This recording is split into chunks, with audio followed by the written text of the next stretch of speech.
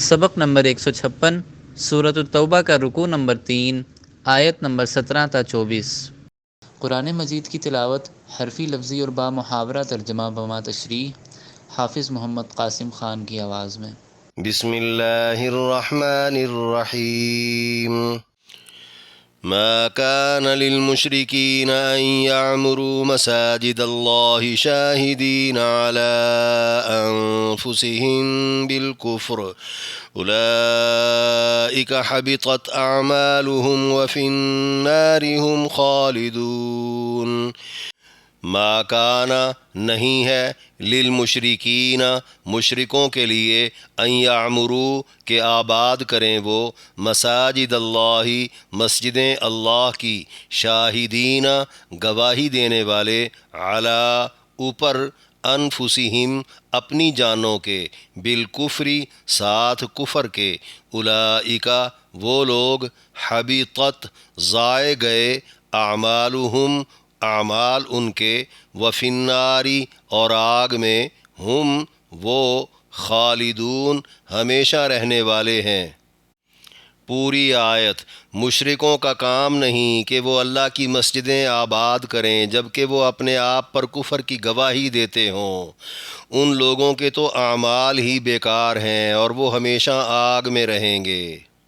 انما يعمر مساجد الله من آمن بالله واليوم الآخر وأقام الصلاة وآتى الزكاة ولم يخش إلا الله فعسى أولئك أن يكونوا من المهتدين۔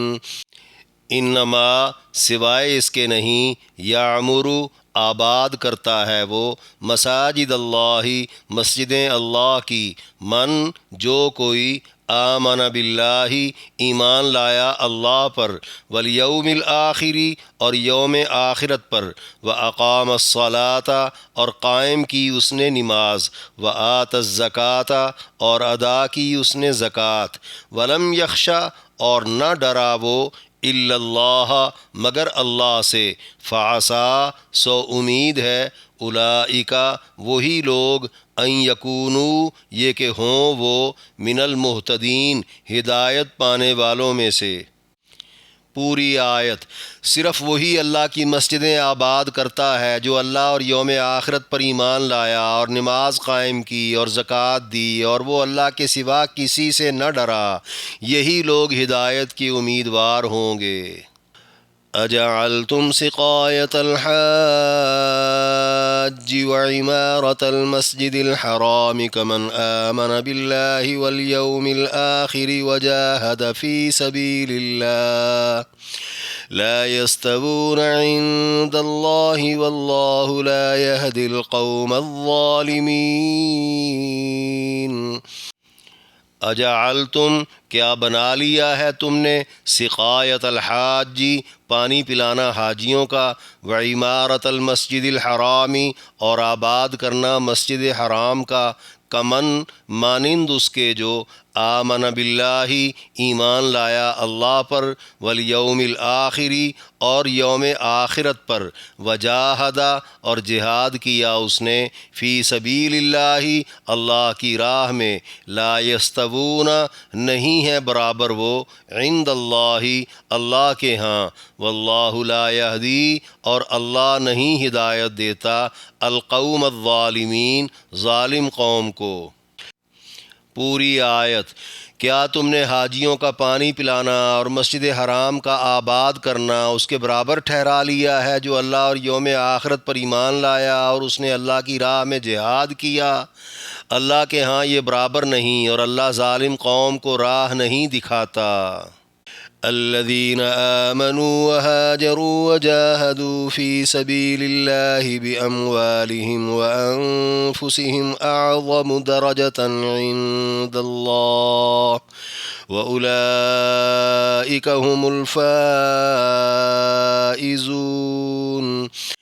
الذین وہ لوگ جو آمنو ایمان لائے، وہاجرو اور ہجرت کی انہوں نے، وجاہدو اور جہاد کیا انہوں نے، فی سبیل اللہ اللہ کی راہ میں، باموالہم اپنے مالوں کے ساتھ، وانفسہم اور اپنی جانوں کے ساتھ، اعظم درجتاً بہت بڑا درجہ ہے، عند اللہ اللہ کے ہاں، واولئک اور وہ لوگ، ہم الفائزون وہی کامیاب ہیں۔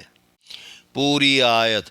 اور جو ایمان لائے اور ہجرت کر گئے اور اپنے مالوں اور جانوں کے ساتھ اللہ کی راہ میں لڑے، وہ اللہ کے ہاں بہت بڑے درجے پر ہیں، کامیاب بھی وہی ہوں گے۔ یبشرهم ربهم برحمت منہ ورضوان وجنات لهم فیہا نعیم مقیم۔ یبشرهم خوشخبری دیتا ہے انہیں، ربهم ان کا رب، برحمتن رحمت کی، منہ اپنی جناب سے، ورضوان اور رضامندی ہے، وجنات اور باغات ہیں، لہم ان کے لیے، فیہا اس میں، نعیم نعمت ہے، مقیم دائمی۔ پوری آیت۔ انہیں ان کا پروردگار اپنی جناب سے رحمت کی خوشخبری دیتا ہے، اور ان کے لیے رضامندی اور باغات ہیں جن میں دائمی راحت ہے، خالدین فیہا ابدا ان اللہ عندہ اجر عظیم۔ خالدین ہمیشہ رہنے والے ہیں وہ، فیہا اس میں، ابداً ہمیشہ، ان اللہ بے شک اللہ، عندہ اس کے ہاں، اجر عظیم اجر ہے بڑا۔ پوری آیت۔ وہ ان میں ہمیشہ رہیں گے اور اس کے ہاں بہت بڑا ثواب ہے۔ یا ایہا الذین آمنوا لا تتخذوا آباءکم واخوانکم اولیاء ان استحبوا الکفر علی الایمان ومن یتولہم منکم فاولئک هم الظالمون۔ یا ایہا الذین آمنوا اے لوگو جو ایمان لائے ہو، لا تتخذوا نہ بناؤ تم، آباءکم اپنے باپوں کو، و اخوانکم اور اپنے بھائیوں کو، اولیاء رفیق، ان استحبوا الکفر اگر وہ پسند کریں کفر کو، علی الایمانی ایمان پر، ومن اور جو کوئی، یتولہم رفاقت رکھے گا ان کی طرف، منکم تم میں سے، فاولئک تو وہ لوگ، ہم الظالمون وہی ظلم کرنے والے ہیں۔ پوری آیت۔ اے ایمان والو تم اپنے باپوں اور بھائیوں کو دوست نہ بناؤ اگر وہ کفر کو ایمان پر ترجیح دیں، اور تم میں سے جو ان کے ساتھ دوستی کرے گا تو وہی لوگ ظالم ہیں۔ قل ان كان آباؤكم وأبناؤكم وإخوانكم وأزواجكم وعشيرتكم وأموال اقترفتموها وتجارة تخشون كسادها ومساكن ترضونها أحب إليكم من الله ورسوله وجهاد في سبيله فتربصوا حتى يأتي الله بأمره والله لا يهدي القوم الفاسقين۔ قل آپ کہہ دیں، ان کان اگر ہیں، آباؤکم تمہارے باپ دادا، و ابناؤکم اور تمہارے بیٹے، و اخوانکم اور تمہارے بھائی، و ازواجکم اور تمہاری بیویاں، و عشیرتکم اور تمہاری برادریاں، و اموال اور مال، اقترفتموہا تم نے کمائے وہ، و تجارتن اور تجارت، تخشون ڈر رکھتے ہو تم، کسادہا اس کے خاتمے کا، و مساکن اور مکانات، ترضونہا پسند کرتے ہو تم انہیں، احبا زیادہ پیاری ہیں، الیکم تمہاری طرف، من اللہ و رسولہ اللہ اور اس کے رسول سے، وجہاد فی سبیلہ اور جہاد سے اس کی راہ میں، فتربصوا تو انتظار کرو تم، حتیٰ یہاں تک کہ یأتی اللہ لے آئے اللہ بامرہ اپنا حکم، واللہ لا یہدی اور اللہ نہیں ہدایت دیتا القوم الفاسقین نافرمان قوم کو۔ پوری آیت آپ کہہ دیں اگر تمہارے باپ دادا اور تمہارے بیٹے اور تمہارے بھائی اور تمہاری بیویاں اور تمہاری برادری اور مال جو تم نے کمائے ہیں اور کاروبار جن کی خرابی سے تم ڈرتے ہو اور مکان جنہیں تم پسند کرتے ہو، اللہ اور اس کے رسول سے اور اس کی راہ میں جہاد سے تمہیں زیادہ محبوب ہیں، تو تم انتظار کرو یہاں تک کہ اللہ اپنا حکم بھیج دے، بے شک اللہ نافرمان لوگوں کو راستہ نہیں دکھاتا۔ سورہ توبہ کے تیسرے رکوع میں درج 8 آیات کی تشریح۔ آیت نمبر 17، ما کان للمشرکین ان یعمروا مساجد اللہ سے وفی النار ہم خالدون تک، فرمایا مشرکوں کا کام نہیں کہ وہ اللہ کی مسجدیں آباد کریں جبکہ وہ اپنے آپ پر کفر کی گواہی دیتے ہوں، ان لوگوں کے تو اعمال ہی بیکار ہیں اور وہ ہمیشہ آگ میں رہیں گے۔ یعنی مسلمان یہ نہ سوچیں کہ مشرکین بھی مسجدوں کے آباد کار ہو سکتے ہیں یا رہے ہیں، مسجد حرام سے انہیں بے دخل کرنا مناسب نہ ہوگا، چونکہ اگلی آیات میں مشرکین کے داخلے پر مستقل پابندی لگنے والی تھی، اس کی وجہ بتا دی کہ وہ تو خود اپنے کفر پر گواہ ہیں۔ اس سے مراد مسجد حرام میں بت رکھ کر ان کی پرستش کرنا، یا اپنے طرز عمل سے کفر و شرک ثابت کرنا، یا پھر علی الاعلان رسول خدا صلی اللہ علیہ وسلم کی تکذیب کرنا ہے، اگرچہ وہ خود کو حق پرست سمجھ کر مسجد حرام کے متولی، مجاور اور منتظم بنے بھی رہے ہیں، جس پر انہیں فخر بھی ہے، تاہم بوجہ کفر و شرک اور بے دینی کے اپنے یہ سب اعمال وہ ضائع کر بیٹھے ہیں اور دائمی جہنمی بن چکے ہیں، لہٰذا مسجدوں سے ان کا کوئی تعلق واسطہ نہیں، نہ ہی وہ اس کے اہل ہیں۔ مفسرین میں سے بعض نے تعمیر سے عمارت، بعض نے عبادت اور بعض نے داخلہ تک مراد لیا ہے، یعنی کافر و مشرک لوگ مساجد کے معمار اور منتظم نہیں بن سکتے، نہ ہی وہ مساجد میں اپنے طریقے پر عبادت کر سکتے ہیں، اور نہ ہی ان کو داخلے کی یا بیٹھے رہنے کی اجازت دی جا سکتی ہے۔ آیت نمبر 18، انما یعمر مساجد اللہ سے اولئک ان یکونوا من المہتدین تک، فرمایا صرف وہی اللہ کی مسجدیں آباد کرتا ہے جو اللہ اور یوم آخرت پر ایمان لایا اور نماز قائم کی اور زکوٰۃ دی اور وہ اللہ کے سوا کسی سے نہ ڈرا، یہی لوگ ہدایت کے امیدوار ہوں گے۔ یعنی ہر لحاظ سے مسجدوں کے آباد کار فقط صاحب ایمان لوگ ہیں، جن کا مطلوب اللہ اور مقصود آخرت ہو، مشرک اور لالچی نہ ہوں، اور وہ بدنی اور مالی عبادات کے عادی ہوں، بے عمل اور کاہل بالکل بھی نہ ہوں، وہ اللہ کے علاوہ کسی اور سے نہ ڈریں، رشتے ناطے دوستی یاری سب ایک طرف کر دیں، غرض وہ مسجدوں کے حقوق اور ان کے تقدس کی خاطر خواہ رعایت کریں تو ہدایت کے امیدوار بھی وہی شمار ہوں گے۔ آیت میں مسجد حرام کی ذمہ داری مشرکوں سے چھین کر مسلمانوں کے سپرد کرنے کی تمہید ہے، کیونکہ مساجد اور مومن آپس میں لازم و ملزوم ہیں۔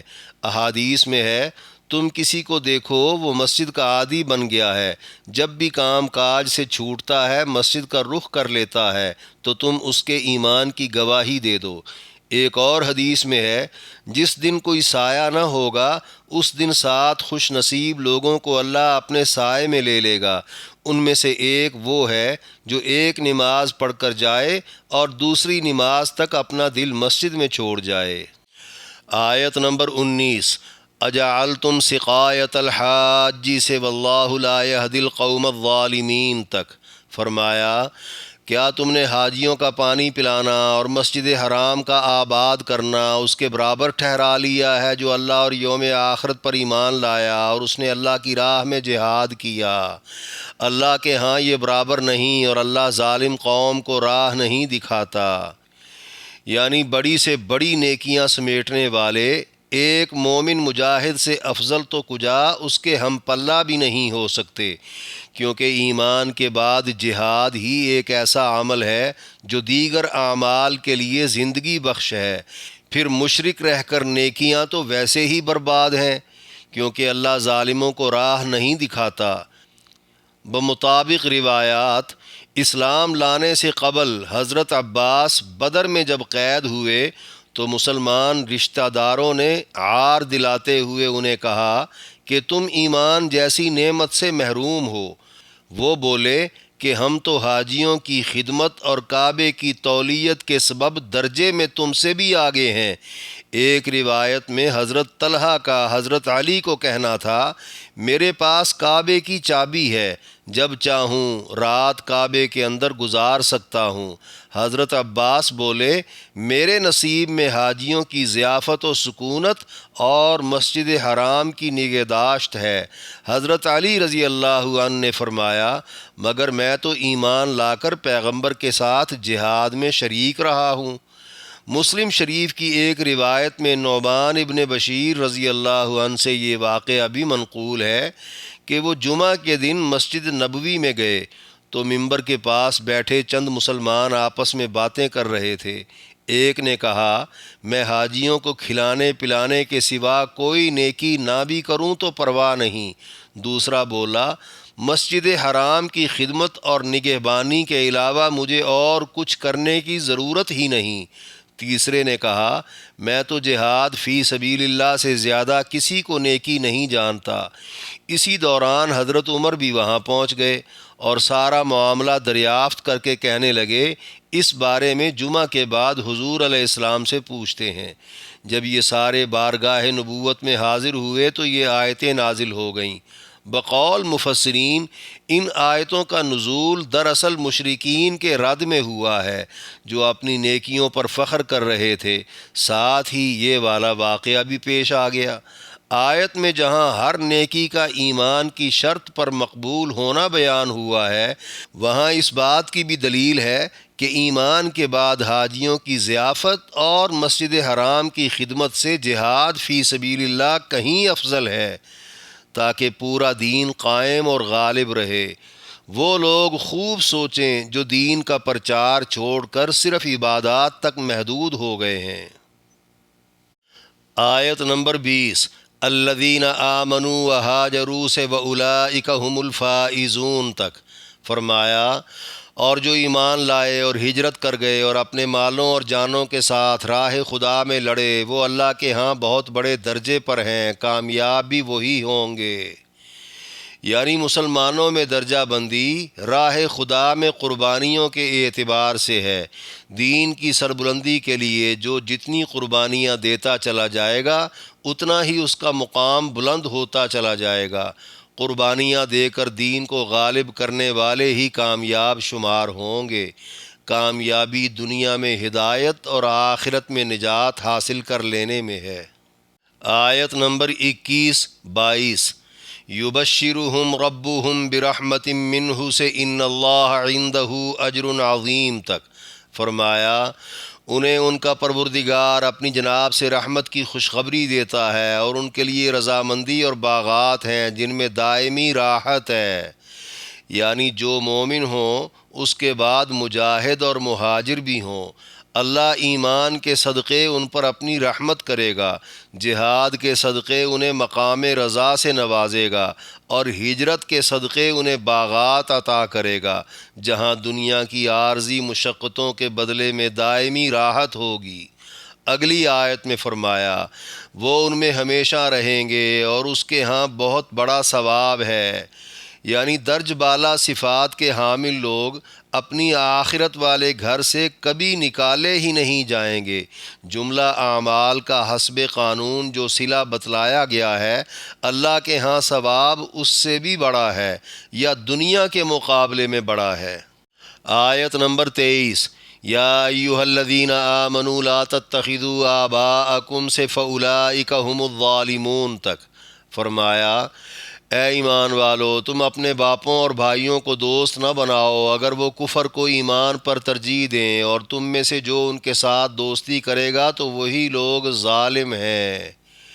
یعنی کافر و مشرک رشتہ داروں سے محبتوں بھری ایسی دوستی لگانا ممنوع ہے جو احکامات الہیہ بجا لانے میں رکاوٹ بن جائے، یا جو خدا رسول کی پیروی پر غلبہ پالے اور ایمان کے جملہ تقاضوں سمیت جہاد اور ہجرت وغیرہ چھوڑنے پر مجبور کر دے۔